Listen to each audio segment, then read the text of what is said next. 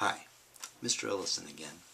I'd like to just thank you for coming out for another episode of Mr. Ellison's Math Minute. Now today what we're going to do is we're going to talk about a little concept called functions. Oh boy, wonderful functions. I can see all you high schoolers and upper middle schoolers out there looking at me going, Mr. Ellison, you are a wacko. But hold on just a minute. We're going to talk about functions and how easy they can be to solve and how similar they are to an algebraic expression, okay? Now, the first thing I want to do is to talk about functions a little bit, okay? Functions are nothing more than an algebraic sentence, okay?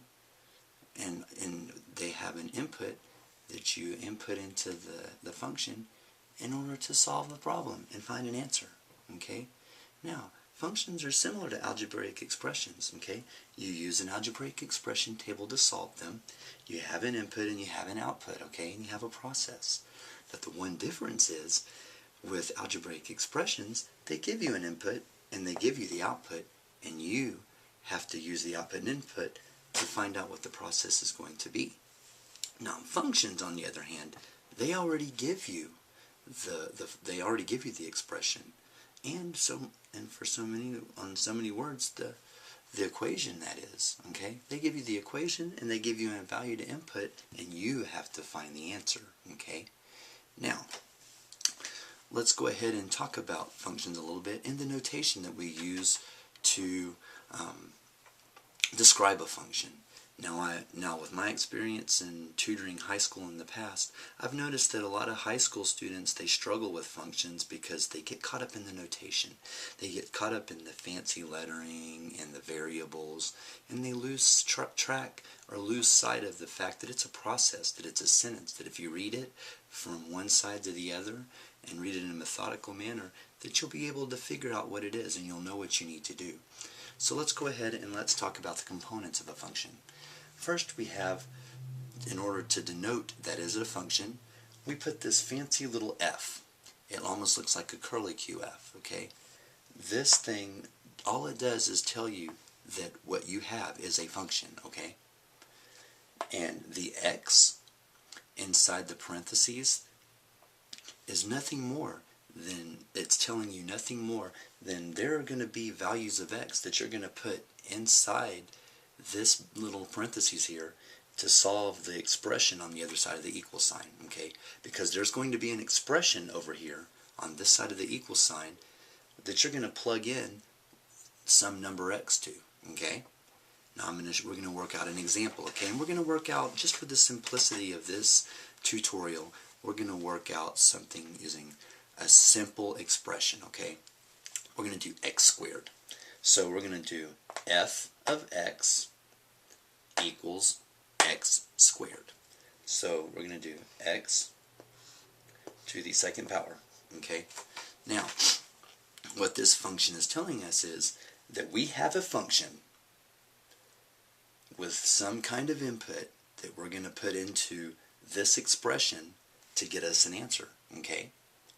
Now let's go ahead, and we have our input and we have our output. We don't know what our output is yet, but we do have an input. And our process equation, like I said in the beginning, they give it to us. Watch. It's x squared. The process equation is x squared. And we know that it's x squared, okay? Because they tell us that's going to be our expression. Now that's the cool thing about a function, is actually they give you the equation without you having to look for it. So for those of you guys who struggle with algebra, just remember that, okay? Remember that when they give you a function, they're actually giving you the expression. So it actually helps you out and makes it easier for you, so you don't have to go in there and go, okay, what's x and y, and is x bigger than y, is x smaller than y, and what is the expression? They already give it to you. Now, so what we are going to do is we're going to take three simple numbers, okay, that we can use as an output, okay, or that we can use as an input for our values of x. Now let's go ahead and use three simple numbers, 1, 2, and 3, okay? Now, what we're going to do is we're going to go through this function here step by step with each one of these, and we're going to find out what our output's going to be. So we have our function, okay, and we're going to replace our input value. We have some input value x that we're going to replace with a number so that we can get our answer, okay? And our answer is going to go in the y category for our output. Remember, input is what you input, is what you put in, and output is the answer that you get, okay?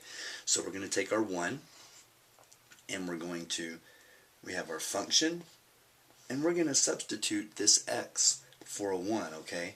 So if we do that, our expression is going to equal 1 squared, because the input value of x is going to be 1, because our input is 1. So what is 1 squared?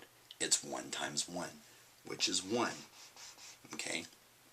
Now, let's go ahead and let's solve for our second value of y, or our second output. Okay, let's solve for it.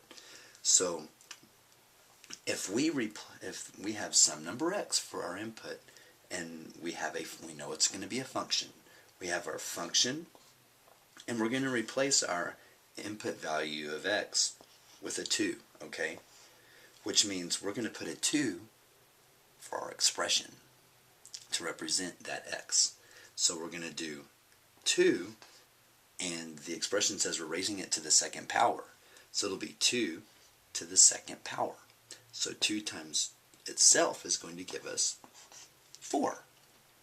Now let's try the last one, okay? Now, we know that we are going to have a function. It's denoted by that fancy little curly QF, okay? So don't let that confuse you. All that's doing is telling you it's a function. Now we're going to take the parentheses, and the parentheses just, like I said again, they just say inside this parentheses there's going to be a number, okay? There's going to be an input that we put into our expression to get an answer. And that input is going to be a 3. So we're going to plug in a 3, and in doing that, we replace our expression value of x with a 3, okay? And then it says in our expression that we have to square whatever our input's going to be. So our input is 3, and we're going to have to square it, okay? So it's 3 to the second power. 3 times itself is going to give you 9, okay? Now, this process table is no different than an algebraic expression table, because it expresses the ratio of two numbers, just like an algebraic expression table does. This function, which is the function of x equaling x squared, that function, you know what it represents? It represents a number and its square. The number 1 and its square is 1. Okay, 2 and the ratio of 2 to its square, which is 4. And the ratio of 3 to its square, which is 3 squared, gives us 9. Now thank you so much for coming once again and listening to my tutorials on functions.